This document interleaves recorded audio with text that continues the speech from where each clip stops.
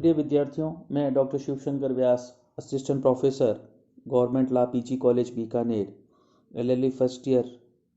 आपका होने वाला पेपर जो है professional ethics, lawyers accountability and bar bench relations, और हम पिछली क्लासों से आपको पेपर किस प्रकार से अटेम्प्ट करना है या किस प्रकार से प्रश्न आ सकते हैं उस पर निरंतर रूप से चर्चा कर रहे हैं। उसी क्रम में हम आज बात कर रहे हैं कि जो सिविल कंटेम्प्ट होता है, ठीक है ना, सिविल अवमान में प्राप्त प्रतिरक्षाएं, डिफेंसेस इन सिविल कंटेम्प्ट, यानी कि आपके पास में हमने कल बात की थी कि अवमान क्या है, सिविल अवमान क्या है और आपराधिक अवमान क्या है। अब हम बात कर रहे हैं कि अगर आपके पास में अवमान की कार्रवाई हो रही है तो आप उसमें बचाव क्या ले सकते हैं। तो न्यायालय की अवज्ञा अथवा वचन भंग जानबूझकर नहीं किया गया। पहले डिफेंस आपके पास में क्या आएगा कि जो हमने न्यायालय की अवज्ञा की है या वचन भंग किया है वो जानबूझकर नहीं किया गया है। आपसे प्रश्न में पूछा जा सकता है कि किन्हीं दो प्रतिरक्षाओं या किन्हीं तीन प्रतिरक्षाओं की बताइए। तो पहला कि न्यायालय की अवज्ञा अथवा वचन को जानबूझकर भंग नहीं किया गया। दूसरा, अधिकारिता से परे आदेश का पारित किया जाना। तीसरा, आदेश का अस्पष्ट और संदिग्ध होना। चौथा, जहां आदेश में एक से अधिक युक्तियुक्त व्याख्याएं अंतर्गत हो, यानी कि जब इंटरप्रिटेशन किया जाए तो एक से अधिक इंटरप्रिटेशन उसके निकल रहे हो और हमने एक इंटरप्रिटेशन को मानकर कार्यवाही कर ली, जबकि न्यायालय ये चाह रहा था कि ये इस तरीके से नहीं, किसी दूसरी तरीके से उसकी पालना हो। तो ये भी एक आपके पास में अच्छा बचाव होगा। जहां पांचवी डिफेंस आपके पास में आ जाएगा कि आदेश का अनुपालन संभव न होना, यानी कि जो आदेश दिया गया था उसकी पालना संभव नहीं है, या न्यायालय के आदेश का ज्ञान न होना। 6 नंबर पॉइंट हमारे पास में आ जाएगा कि जो न्यायालय का जो आदेश है हमें उसकी जानकारी नहीं थी। इस प्रकार से ये एक अच्छे बचाव आप ले सकते हैं। अब एक फिर प्रश्न आपके पेपरों में पीछे कई बार पूछा गया है कि अधिवक्ताओं के अधिकार क्या हैं, यानी कि किन्हीं दो अधिकार को बताइए, या पूरा प्रश्न आ जाएगा अधिवक्ताओं के अधिकारों की। तो सबसे पहले आप लिखेंगे पैरवी करने का अधिकार। अब वो तो सबसे इम्पोर्टेंट चीज़ है। कोर्ट में एडवोकेट का पहला राइट ही क्या है कि अपने पक्षकार की पैरवी करना। दूसरा, पक्षकारों की ओर से राजीनामा आदि करने का अधिकार, कि वह अपनी पार्टी की ओर से क्या कर सकेगा, राजीनामा कर सकेगा। न्यायालय में बैठने का अधिकार, निरीक्षण करने का अधिकार। निरीक्षण करने का अधिकार मतलब अधिवक्ताओं को अपने पक्षकारों से संबंधित पत्रावली, दस्तावेज आदि के निरीक्षण करने का अधिकार। जो उसकी क्लाइंट की फाइल है उसके लिए वह क्या करेगा, जो प्रेस्क्राइब्ड फीस है उसे जमा करा कर क्या कर सकेगा, उसकी जो पत्रावली है, दस्तावेज है, उसका इंस्पेक्शन कर सकेगा। फिर प्रतिलिपि प्राप्त करने का अधिकार, वो भी फीस जमा कराकर वो क्या कर सकता है, सर्टिफाइड कॉपी प्राप्त करने का अधिकार है। फिर विनिर्णय प्रस्तुत करने का अधिकार, वह अपने पक्ष में पैरवी के दौरान न्यायालय के पूर्व निर्णयों को पेश कर सकता है। फिर ब्रीफ पेश करने का अधिकार, कमिश्नर नियुक्त होने का अधिकार, वृत्तिक सहसूचनाओं का अधिकार, रिसीवर नियुक्त होने का अधिकार, पारिश्रमिक प्राप्त करने का अधिकार, शपथ आयुक्त ओथ कमिश्नर अपॉइंट होने का अधिकार, नोटेरी पब्लिक के रूप में नियुक्त होने का अधिकार, और अधिवक्ताओं के पर संबंध की तामील। ये कुछ अधिकार हैं जिनकी चर्चा यहाँ पर की गई है कि ये क्या होंगे, अधिवक्ताओं के अधिकार होंगे। अभी हमने अधिवक्ताओं के अधिकार की बात की।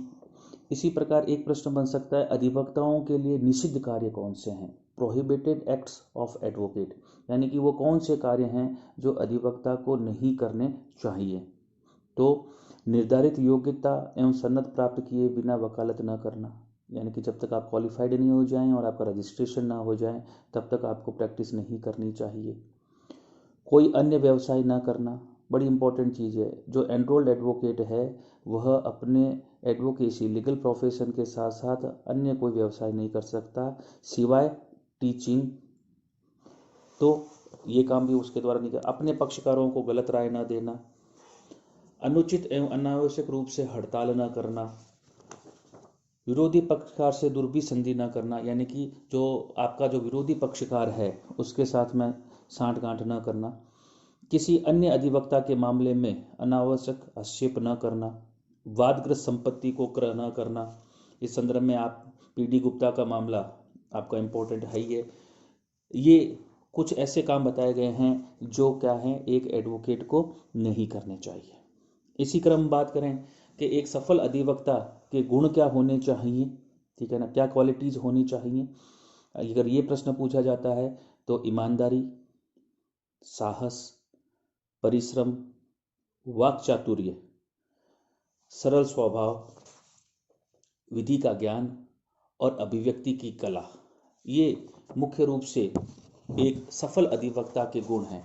एक अगर आप सफल अधिवक्ता बनना चाहते हैं तो सबसे पहले क्या होना चाहिए, ईमानदारी, ऑनेस्टी, साहस, करेज, परिश्रम, डेलिजेंस, वाक चातुर्य, स्वीट स्पीकिंग, सरल स्वभाव, easy attitude, soundness of knowledge, यानी कि जो आपको विधि का ज्ञान होना चाहिए, और आर्ट ऑफ गुड एक्सपीरियंस, अभिव्यक्ति की कला। ये मुख्य रूप से एक अच्छे अधिवक्ता के गुण माने गए हैं। फिर एक प्रश्न बन सकता है कि लीगल प्रोफेशन और जनरल प्रोफेशन, यानी कि विधि व्यवसाय और सामान्य व्यवसाय में क्या अंतर है। तो जो विधि व्यवसाय लीगल प्रोफेशन की बात करते हैं, इसमें अधिवक्ता, न्यायिक अधिकारी, वादकारी व अन्य न्यायिक कर्मचारी संबंधित होते हैं, यानी कि लीगल प्रोफेशन इनसे रिलेटेड है। जबकि सामान्य व्यवसाय में कौन होता है, क्रेता, विक्रेता, निर्माता, डीलर, उत्पादक, अभिक्रेता। तो पहला अंतर हमारे सामने आ गया कि विधि व्यवसाय में अधिवक्ता, न्यायिक अधिकारी, वादकारी व अन्य न्यायिक कर्मचारी होते हैं, जबकि सामान्य व्यवसाय में क्रेता, विक्रेता, निर्माता, डीलर, उत्पादक, अभिक्रेता ये होते हैं। दूसरा अंतर की बात करें कि विधि व्यवसाय में अधिवक्ता द्वारा अपने व्यवसाय का विज्ञापन करना प्रतिषेध है, जबकि सामान्य व्यवसाय में विज्ञापन किए जाने पर कोई रोक नहीं है। एक प्रश्न ये भी आता है कि विधि जो प्रोफेशन है वो एक प्रोफेशन है या व्यापार है, बिजनेस है। तो ये एक लीगल प्रोफेशन है जिसका विज्ञापन नहीं किया जा सकता। तीसरा अंतर, जो विधि व्यवसाय है वो धनोपार्जन के लिए नहीं किया जाता, बल्कि वह जन सेवा के उद्देश्य से होता है, जबकि सामान्य व्यवसाय धनोपार्जन के उद्देश्य से किया जाता है। चौथा, विधि व्यवसाय में अधिवक्ता तथा वादकारी का संबंध विश्वासपूर्ण और गोपनीय होता है, जबकि सामान्य व्यवसाय में ऐसा होना आवश्यक नहीं है। पांचवा, विधि व्यवसाय में दलालों की नियुक्ति तथा सहायता पूर्ण रूप से वर्जित है, जबकि सामान्य व्यवसाय में दलालों का होना व्यापार की उन्नति के लिए आवश्यक माना जाता है। और लास्ट, विधि व्यवसाय में विधि व्यवसायों के लिए विधि की शिक्षा, यानी कि उसे विधि का ज्ञान होना जरूरी है, यानी कि वो क्वालिफाइड होना चाहिए, जबकि सामान्य व्यवसाय में कुछ अपवादों को छोड़कर व्यवसायों के लिए विशेष शिक्षा प्राप्त करना आवश्यक नहीं होता। तो इस प्रकार से हमने निरंतर रूप से आपके पेपर में पूछे जाने वाले प्रश्नों पर चर्चा की है। आगे हम फिर चर्चा करेंगे।